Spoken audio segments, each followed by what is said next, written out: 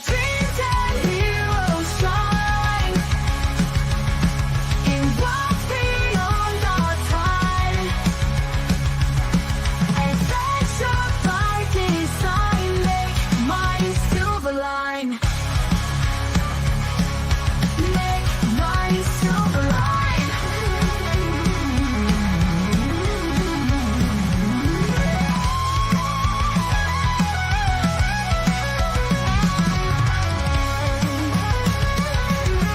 Make mine silver line.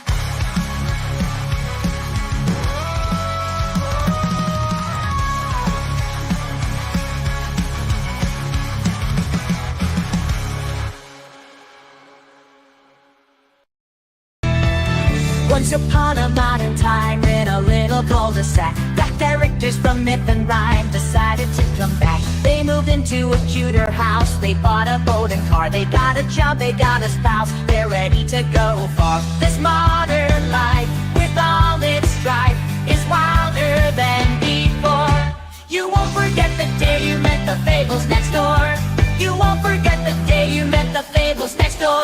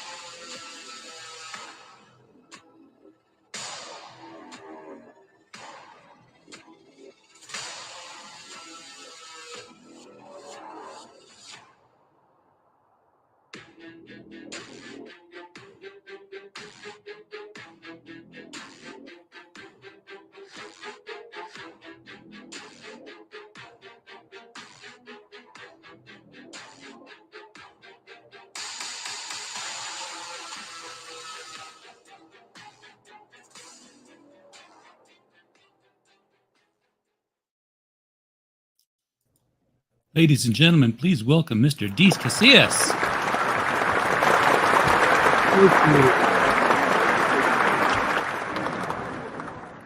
Deece, welcome to the show. And did I turn? I did it right. I turned the looping off. Usually I forget that and it comes back around. Knew you could do it. Inch by inch. That's what my girlfriend says. Yeah, well, mine only says it once. And that's why we're lesser known comics, correct? Yeah. Just don't quite get there. We got Wayne Klingman in the show tonight. He's going to enjoy this one because Wayne's a big true crime guy. Ooh, so, all right, Wayne. This crime's not true, I hope, but it is. It's in that genre. Kill Stan. And I read, what's available, what little bit is available on the Kickstarter page, which is, a Kickstarter announcement page. So I'll be bringing that up here just so people can take a look at it now and then. It is, of course, linked right below the video on YouTube. There you go. As we always do. And just for grins, I'm going to put it into the chat. Let's do it. Watching on X. Let Wayne take a read. Everyone on X. There we go. So this is different from something like Kill Bill, where they're hunting him. This is from Stan's perspective, and yeah, this is I would say very different from that. Yeah, obviously the title's like it's short and it's got a kill in it, so we're going to draw that illusion right away. But this is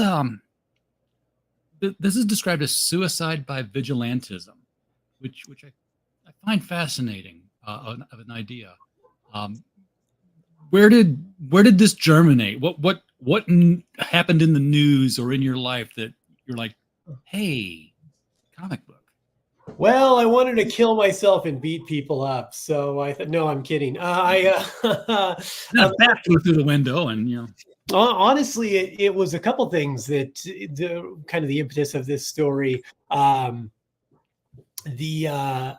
was kind of at the start of COVID, and I had some downtime, you know, because I do stand-up comedy for a living, and obviously the world had shut down to that. So I was, you know, I'd always loved comic books. I've always wanted to do one. I've written a bunch of scripts. I've started stuff, and it just never really got the go it, you know, we wanted it to be. So I had some time. I really put this together, this new story that I thought of. A couple things really kind of pushed it all in the forefront. You know, I think number one is my best friend, another comic who I toured with for years. Yeah, my best buddy, he actually killed himself right before the pandemic. So that was on my mind. And then we, you know, COVID was like this, everyone was kind of lost, and everyone felt really like there was no direction and really listless and hopeless. And it was just like a dark time in America, you know? Yes. And the, you know, there's a lot of conflict with people and a lot of conflict with people and law enforcement. And I had the thought of, you know, there's the thought of like suicide by cop, right? Like that's a Sure. saying that people then there was a lot of that getting thrown around in the media at the beginning of COVID with all the conflict between people and police, the suicide by cop, and just the phrase suicide by vigilantism popped into my head, just out of nowhere. And I was like, and I'm like, oh, I go, that's interesting. I'm like, what? Let me, you know, ruminate on that for a little bit. And it just started percolating, and it popped some ideas, and I started writing it down and fleshing it out. And next thing you know, I've got this whole series in the concept, and I'm like, we got to do this. And here we are. Yeah, I mean, you hear about, you know, not in those words, but you hear things like, you know, Batman has a death wish, and that's why he does what he does. You know, he's kind of hoping that somebody will kill him in one of these fights. And that's what your character Stan has is a death wish.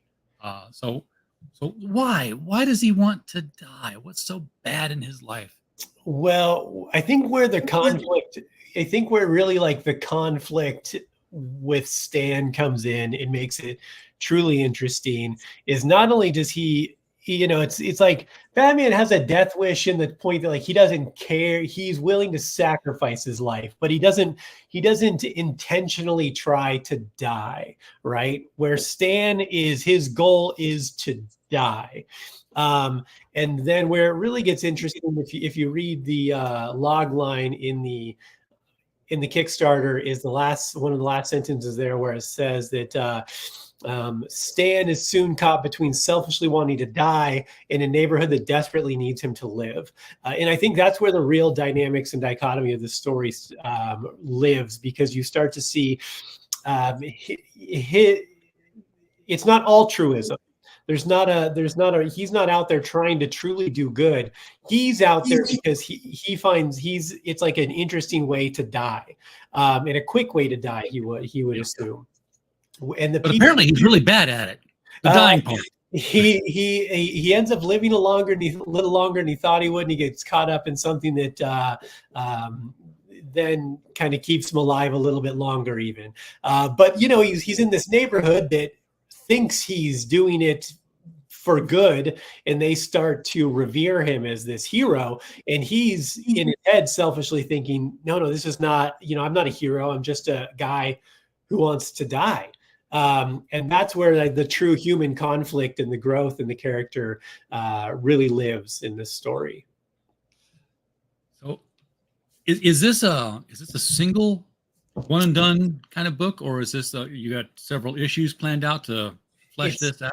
It's going to be a 10-issue series. So we've got the first issue completely done. The Kickstarter will be funding all the printing and then also getting us started on number 2. The book is almost completely scripted, all 10 issues. We've got preliminary art on number 2 getting started. So we're working on it. We're plugging away for this thing. And yeah, I can't wait to get it in people's hands, because it is everyone who's read the kind of the pitch, and everyone who's read the preview I've sent them, have all said the same thing, that it's a unique concept they've never seen before or heard before, which is in today's day and age in comic books where it seems like they've done everything. I will gladly take that as that compliment, that we have something that's a little unique finally. Now he doesn't, to go out and get himself made a target. He's hiding even as he's doing this. I mean, there was the famous scene in Kentucky Fried Movie where this daredevil, goes into a neighborhood and does something stupid, Yeah. and then runs for his life.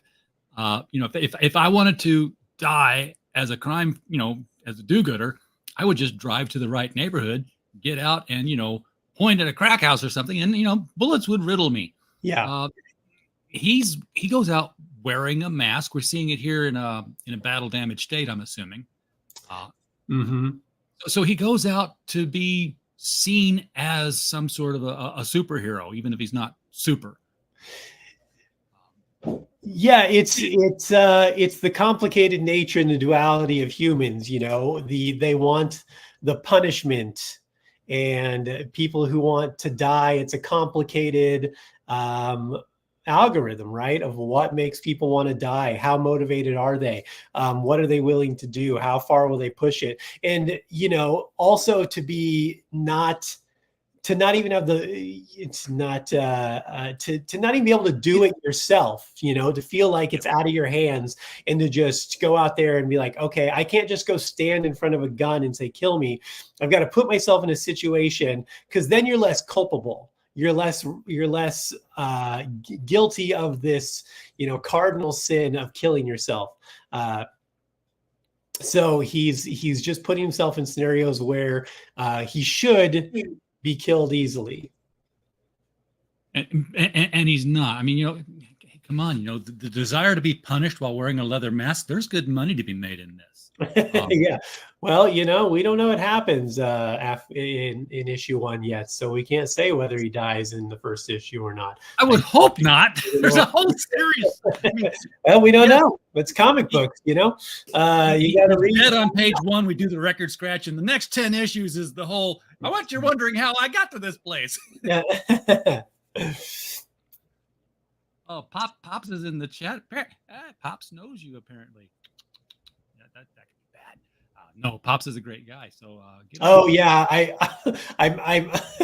I missed our appointment the other night, and no. Yeah, I know. I feel so bad.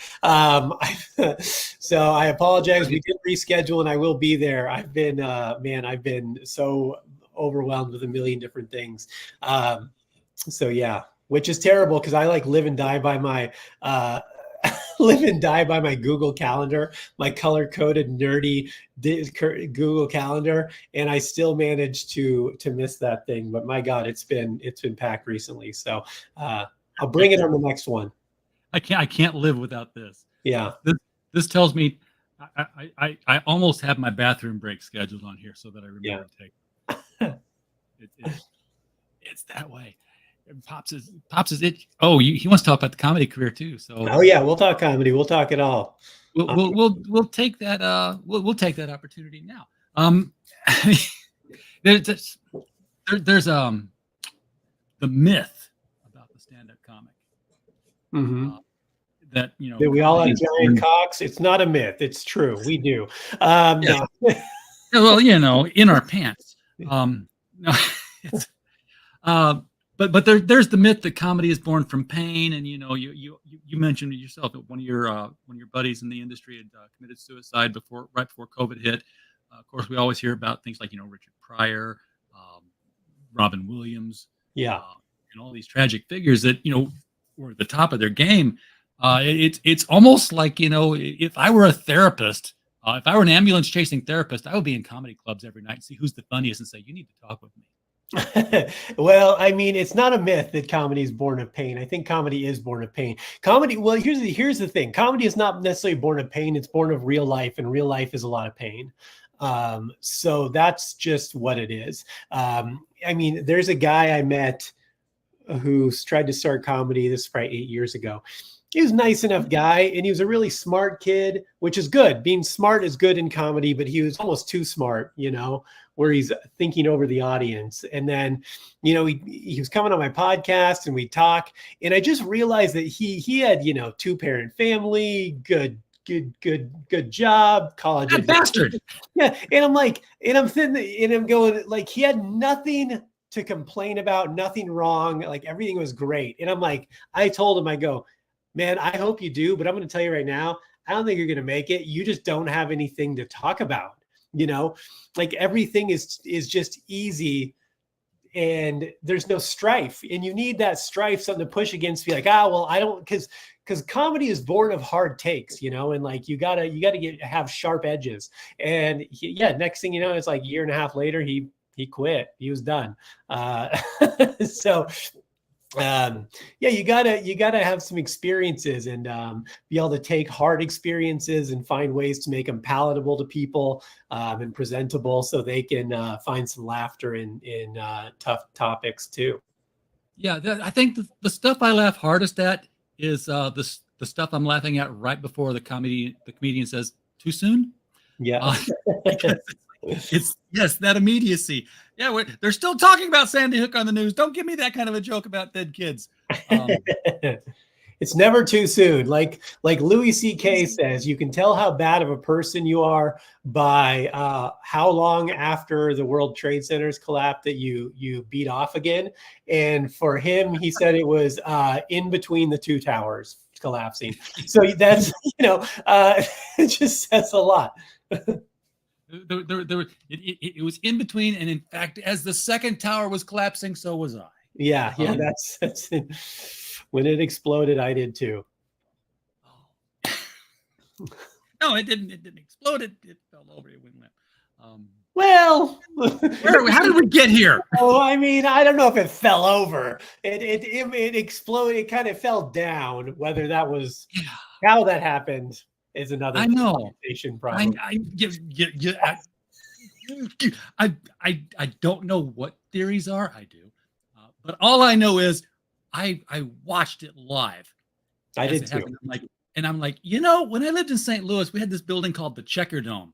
It was this big round place where they used to play hockey, and we watched the news for weeks. Yeah, weeks. And demolition crews are still carefully planting explosives around the Checker Dome for the implosion that's going to be coming on this date. Be sure you tune in. And they interviewing the engineers, and it's all about, you know, the structural integrity of the thing. We want to make sure it falls into the foot. Apparently, you just have to hit it real hard to just go straight down into its own footprint. Yeah. Another show. Yeah. Well, you know, the U.S. government has never done anything terrible to their own people or lied to us. So, you know, why would we worry? Why would we worry? You know, it was either that or blankets with smallpox in it, and they didn't quite know which way to go. Yeah, I think that's the least of the things that has happened over the years. And actually, the that smallpox thing is actually a myth. You know what happened? Yeah, so they didn't spread them purposely. The blankets did have sicknesses on them, but it wasn't spread purposely. It's just that smallpox was not a disease that had reached North America yet. So when, you know, Europeans had those diseases that Native Americans had never been exposed to. So it made them very sick, and they didn't have any immunization to them or natural immunity to those type of things. So it definitely European import. Yeah. One of the many things they did for them was, you know, I mean, not to say that they were above, if they were smart enough to understand chemical or biological warfare at the time, then not say they wouldn't have taken advantage of it. But they were too dumb to understand that at that point, you know. They just lucked into it. Yeah. So back to the comic, because there is one, folks, and it's on Kickstarter, and it looks like this. You want to go sign up for that. Here, let me give you a quick demonstration of how this works, folks. You go to the page. It looks like this. See this thing that says notify me on launch. You make sure you're logged into Kickstarter. You do that. Boom, boom, boom. Hey, look, it masked my profile and everything. There you go. That's great. And then you see all the porn that Kickstarter tries to show you and sell you. This one apparently is not one of those. Well, again, there's 10 issues. You never know what could happen. Some big twists.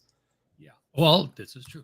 So now you go back to the link. Make sure you're logged in now, and you say, "Notify me on launch." There you go. Now you've got, you know, your name in there, you've increased the list, and the more names, the faster Deece is going to get this thing kicked off. Right? That's how it works. Or do you have a date?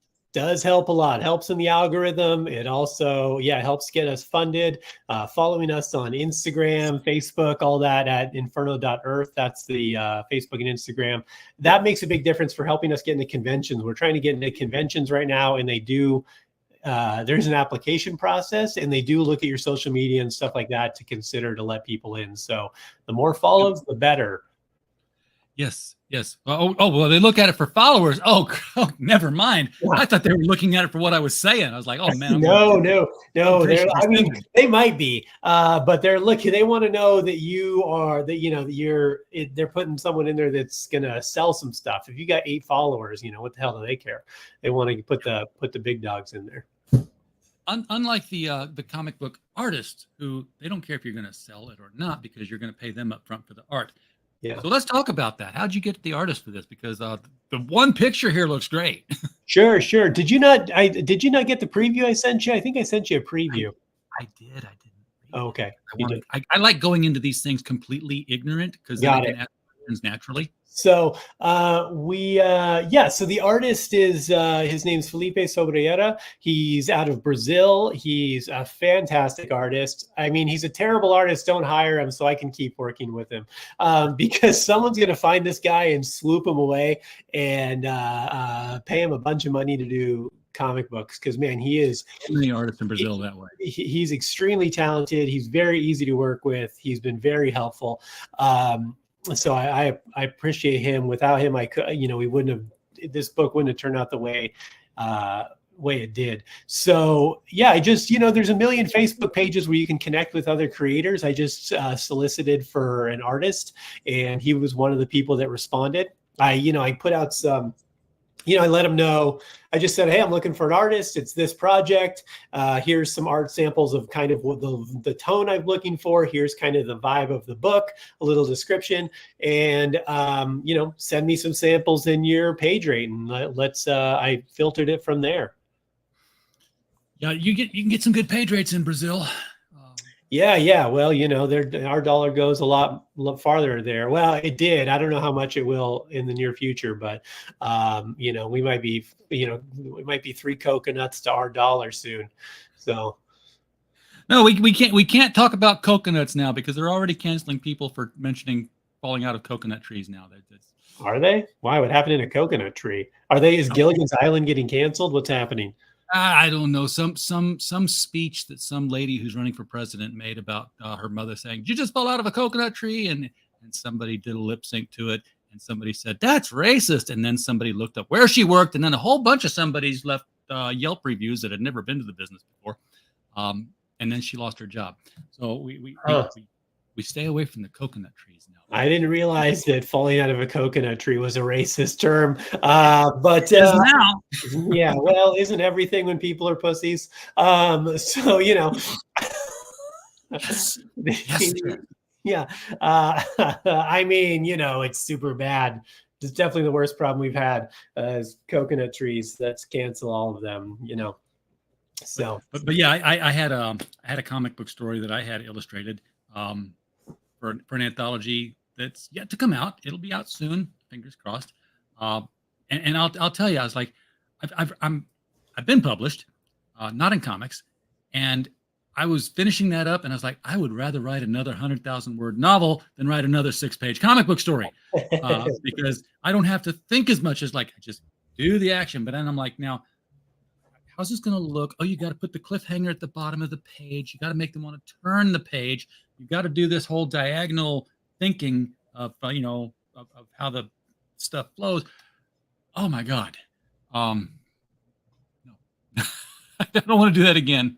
Yeah. And what am I doing? I'm creating new graphic novels with my business partner. We're doing it becomes I've ingested and digested and read and written enough things and comic book scripts that it really comes to second nature. Like I see things when I write my script, I see the pages. So I'm pretty detailed in how I pretty much write the layout. And Okay. even send sketches and breakdowns, thumbnails and stuff, and sometimes more detailed. I'll panel layout. I'm like, this page is going to be 4 panels. They're all symmetrical rectangular panels. And like I break it down pretty intricately.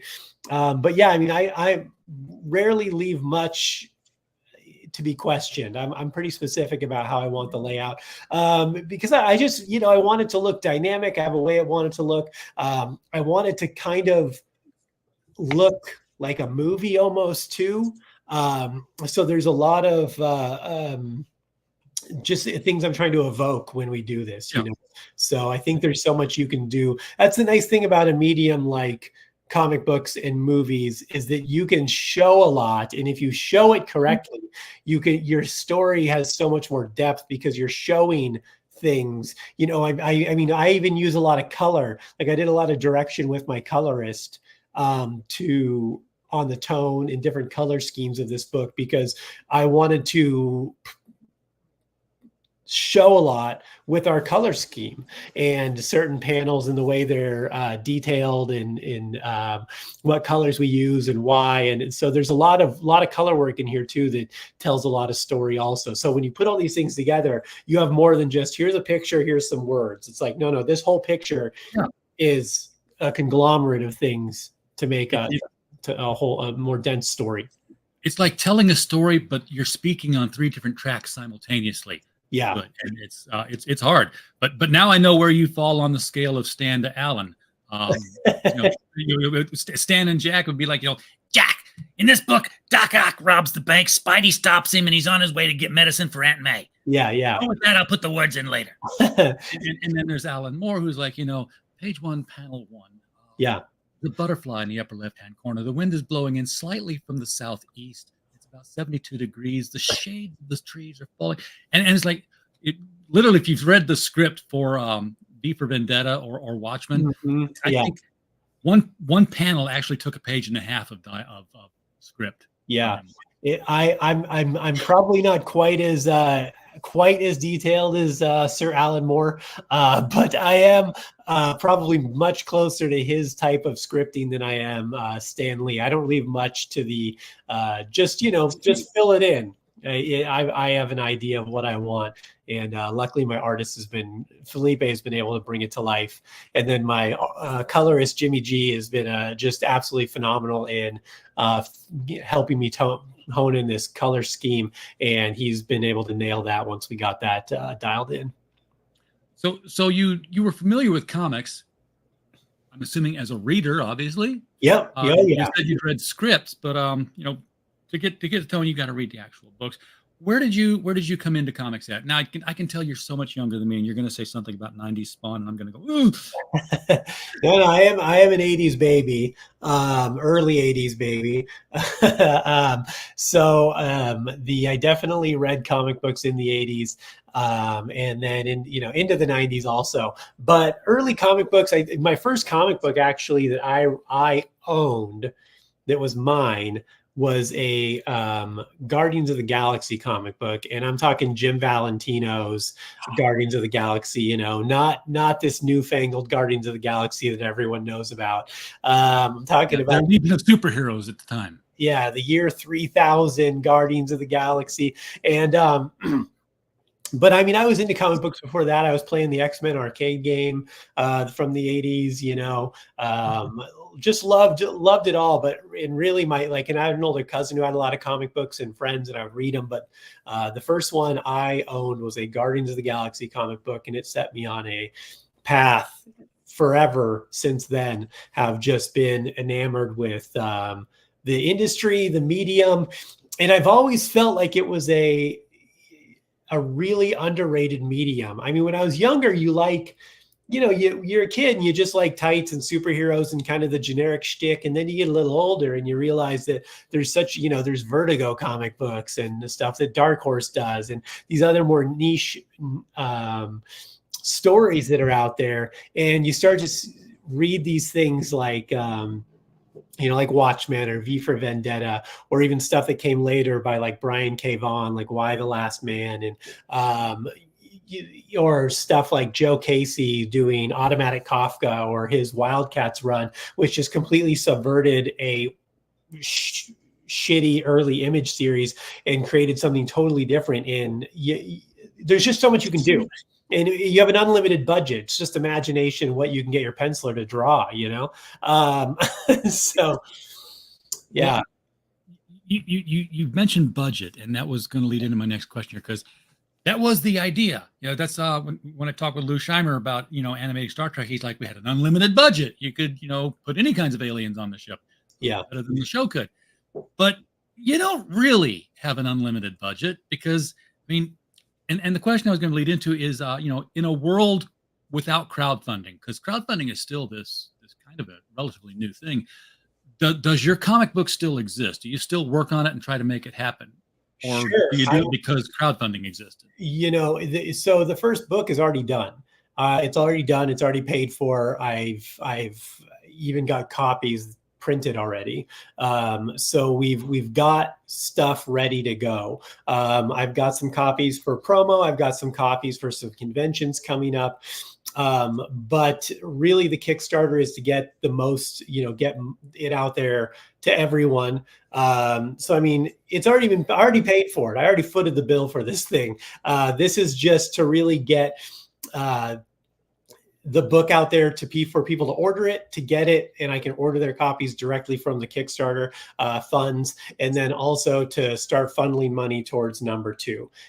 So this will help to get number 2 moving, and and then we just go from there. And then after that, I really don't know if we're going to continue doing Kickstarters. My hope is that we have readers kind of locked in, and people want to keep coming back. I'm confident they will, because this book is when you read this book, there's a twist in this book that starts at the beginning of number 1, or I should say the end of number 1, and people are gonna be hooked, and they're gonna come back, and they're gonna stick it out with this thing. So ideally, we do the first one, and then we just start selling it on our website after that, and do print to order. I can do small batch print to order. That's really reasonable the way I have my distribution set up. So I'm not forced to buy hundreds at a time just to get the price point I need to be able to sell these and not lose my ass. Yeah. So that sounds like a lot of research went into it. This is your first comic. Were you did you reach any points where you're like, oh man, I got to do this too? What was the learning experience like to become a comic book creator? It's interesting. That's an interesting question. I don't know if there's an exasperation point. I think maybe the only exasperation point is like, I've been doing creative stuff for a long time. I do stand-up comedy. I've filmed a special that I released. I've been doing a podcast weekly for 10 years or longer. I've executive produced other podcasts. I've written on shows, done sketch shows. I wrote a book. I've done a million things art-wise and produced stuff and put it out there. And I think my biggest exasperation in it all is just realizing how undependable people are in supporting art.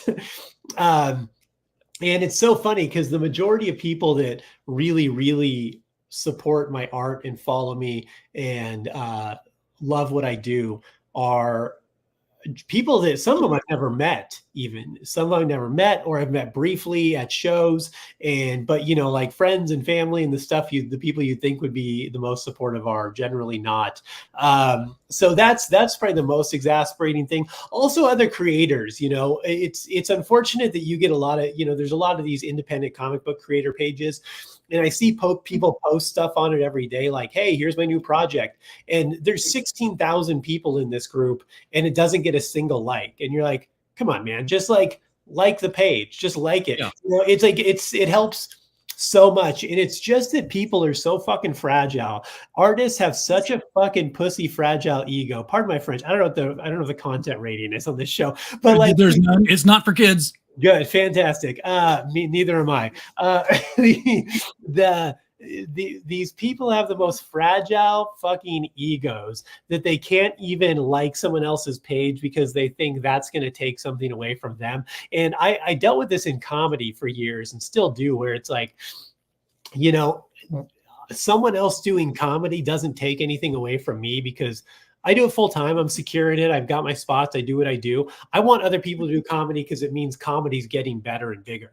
You know, I want other people to do comic books and independent projects because it means that that whole industry is rising up, you know? Yeah, It's the rising tide. Right. It's good for all of us. But people are like, oh, well, if I help him, then someone might not like what I do. And it's like, no, man, you can't have that attitude. You need to go in it with like, man, I hope you succeed. I hope I succeed. Let me, share your stuff. And then maybe someone will share your stuff in return.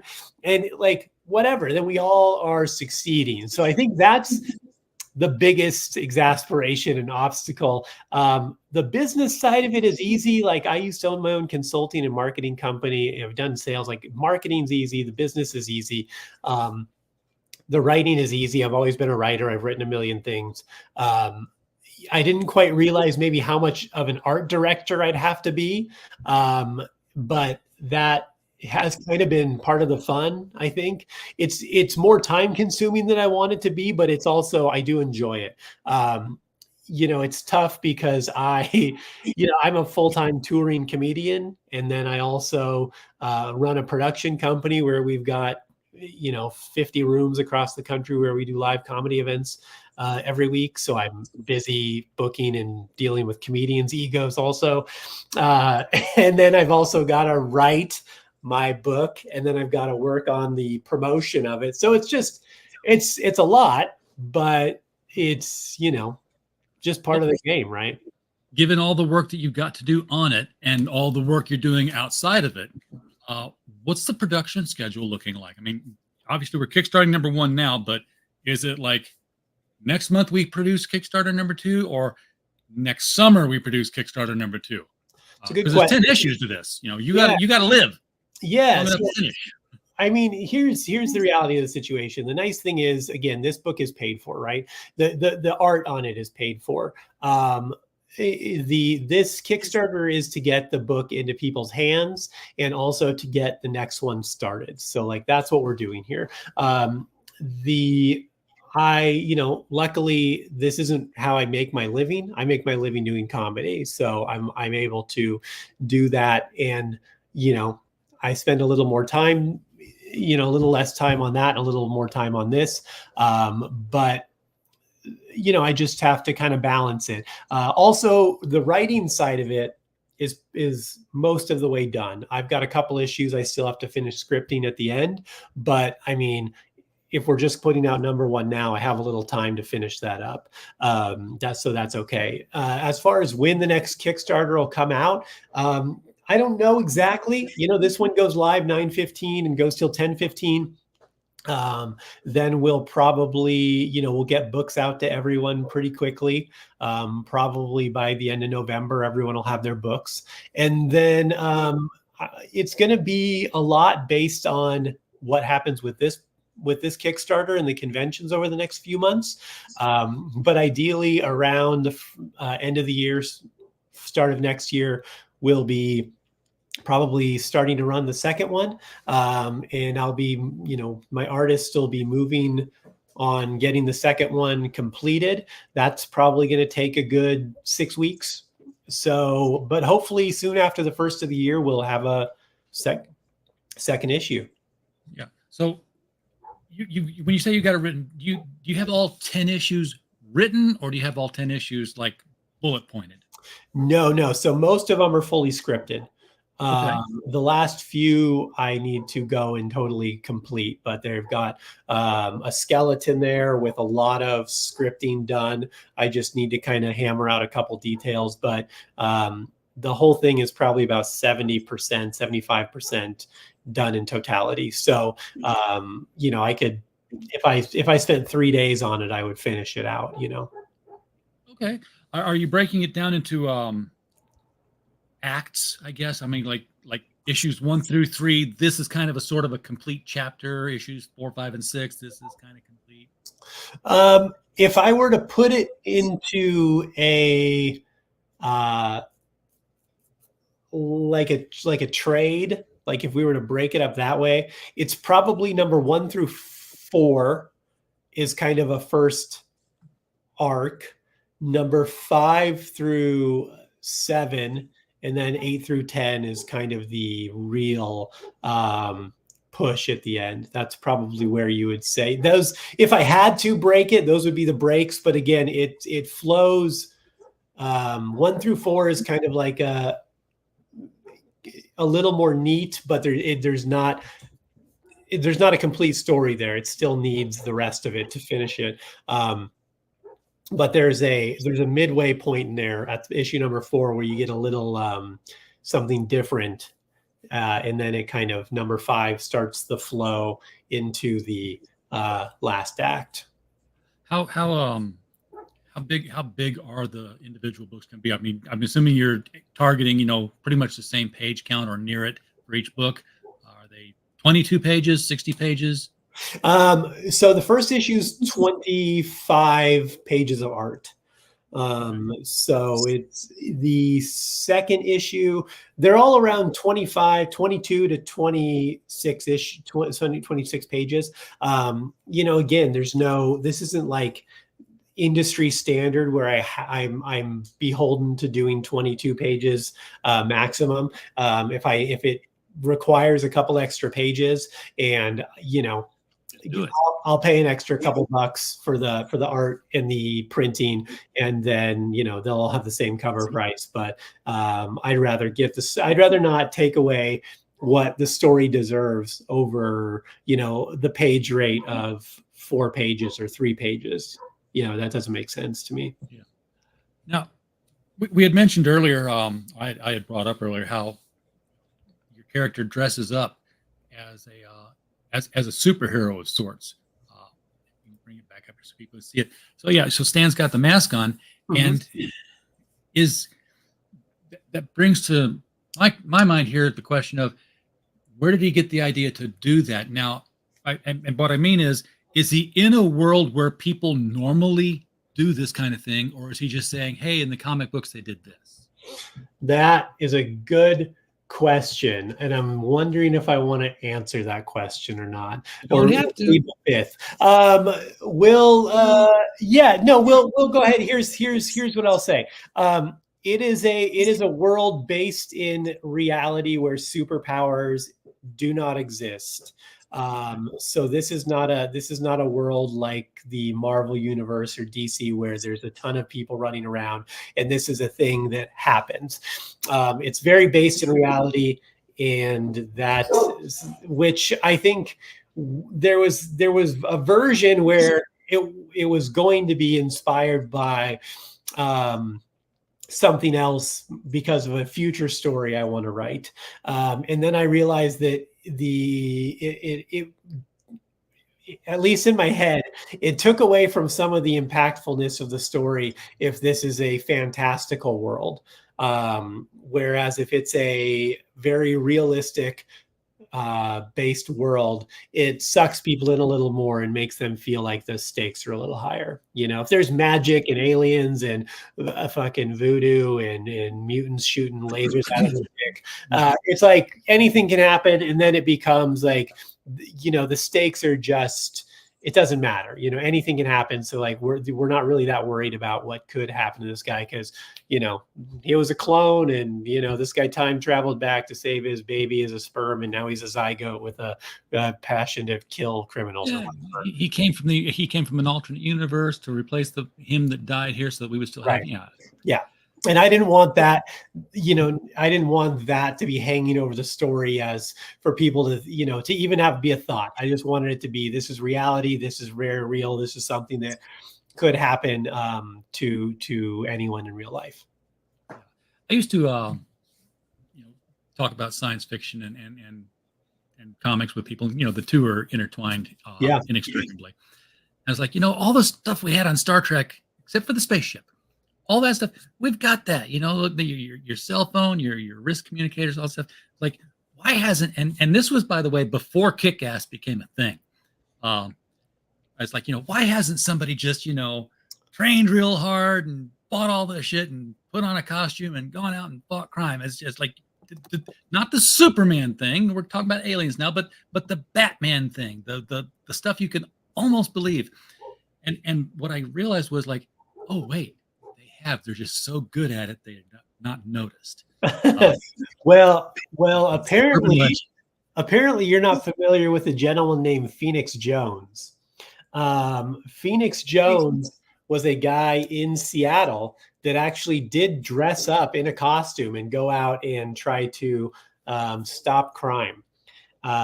He was a costume vigilante and mixed martial artist. So he wouldn't like do it because there here's the thing that's different between us and Gotham is there are laws that would really prohibit someone, and no one is as good as Batman. So there's a lot of laws that really would prohibit someone from doing a lot of the things. You can't just go beat the shit out of a person because you think they were committing a crime, because you're going to get arrested also. You got to not get caught. First rule. Yeah, but this guy would walk around like people knew him and people saw him. But he had this mask and a bulletproof vest and stab plating. He carried like a stun baton, pepper spray, tear gas, handcuffs, first aid kit. This guy like did the damn thing, But what are some things? Like he stopped and chased away a car thief. Let's see, there's an intoxicated man trying to enter a car. Jones threatened to use a stun baton at the angry and inebriated man. Approached Jones and they were going to fight. I think eventually he got stabbed and kind of pretty roughed up a couple times, and he ended up quitting. But people they're going to fight back. I'm out of here. Yeah.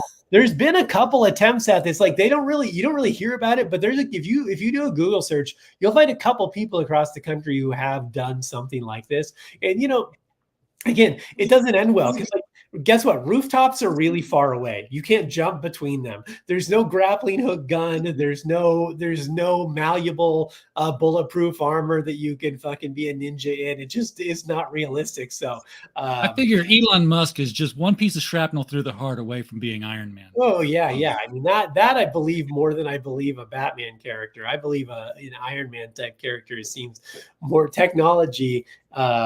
Would be the way people would go over martial arts skills 100%. And I've seen the Iron Man suits that we do have. So like we're almost there. Yeah. My comic book dream is coming true. Yeah. Deece, we're approaching the top of the hour here, so we need to kind of wrap things up a little Sure. bit. Is there anything about this title that I haven't mentioned that you're like waiting for me to ask this? Ask me this. Come on, ask me this. And I've just stupidly not gone there. What's the thing you need to tell people? I don't know. I just think I really just want people to know that this, despite this guy wearing a mask, this is not a superhero comic book. This is not a guy fights evil comic book. That is not what this book is about. There is some of that in this book as an avatar, but this book is really about, it's a story about I put it in the log line, but it's a story about the fractured psyche inside us all and the depths we sink to when life has lost all meaning. Because I think more people have felt that way over the last few years than they're willing to admit. A lot of people have lost a lot. They lost family, they lost money, they lost jobs, they lost so much over the last few years. And this book is about that feeling and what people do when they're at their most desperate, and how dangerous that can be to yourself and others around you, and potentially finding a path back from that, or the destructive path that can happen if you don't find your way back. All right. The name of the book is Kill Stan. It is currently in the announcement phase on Kickstarter. You can still find it at the link showing right down there. Just, I forget, you got to go backwards when you're on the screen. That's not natural to me.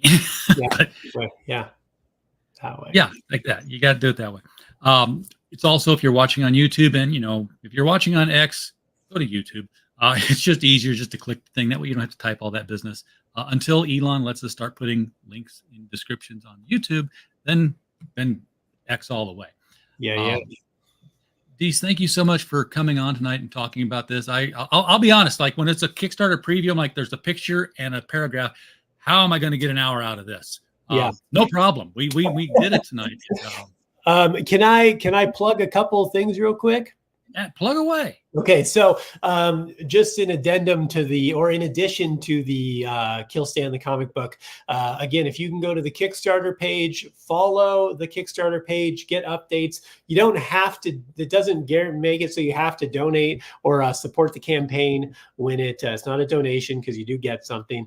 So it doesn't make it so you're obligated to support the campaign when it goes live. It just has you get updates on the campaign, and the more followers we have on the campaign, the more we go up in the algorithm, the more exposure we get, and the more likely the campaign gets funded. So if you would please, nothing to do this, folks. So if you would at least follow the Kickstarter page, that'd be great. Also, our website is inferno.earth. Instagram it's not a .com, by the way, it's just inferno.earth. And our Instagram is inferno.earth. We're Inferno Comics on Facebook. The more followers we have on those, the more likely we can get into conventions. That also helps with the algorithms and stuff. So please, go follow those pages. That makes a big difference. Like stuff, comment, share, all that stuff helps with the algorithm gods to get us more exposure. So, again, you can help so much without giving a penny. You can just, a couple clicks makes a big difference in independent artists' world. So, and in addition to that, like I mentioned, I do also do stand-up comedy for a living. So check out my website, deececomedy.com, for all my tour dates. I'm all over the country. Also deece.comedy on Instagram. And I do have a special I released recently called Not Your Cup of Tea. We are selling it on my website exclusively. It is you get to name the price, so you can pay whatever you want. You get the whole hour downloaded, downloaded the whole video hour, high def and everything. It's great. We filmed it, a couple cameras. It's turned out great. So you can name the price, $5, $10, whatever you want. You can even pay $1. It's a dick move, but you'll still get it. Whatever you want. It's Not Your Cup of Tea on deececomedy.com. There's a tab. Just click that. You put in what you want to pay. Give your email address, and you get the video download sent to you. It's that easy. There's a comedy club I drive by all the time in Springdale, Arkansas, Rogers, Arkansas. It's somewhere over there, Northwest Arkansas. So, I see names there. I see Rob Schneider's name there. Is it Looney Bins? Is it the Looney Bins over there? I don't think so. Because they got one in Little Rock has a Looney Bins. I know. I don't know if they have one outside of. Now this is like a little tiny place, but they've got the video sign up there, and I'm like driving by, I'm like, I know that guy. He's coming there. He's going to that little shanty of the place. Must be hard up, that. You'd be surprised, man. I'll be watching for your name, and I'll check your website out to see if it's on your tour schedule. Yeah, I don't have anything in Arkansas right now. I'll be in Kansas. I got some dates in Kansas, North Carolina, Washington, Oregon, Idaho, and some other Texas through the end of the year. But I've been keeping it a little lighter schedule just because I've been working on the comic book so much. So I've been trying to not travel quite as much. Yeah, gotcha. All right, everybody in the chat, thank you so much for being here tonight. We don't have a show without you. We're just a podcast falling in the woods otherwise. So we were glad you were here. And as always, while you were here, we just hope you had a blast. Good night, everybody.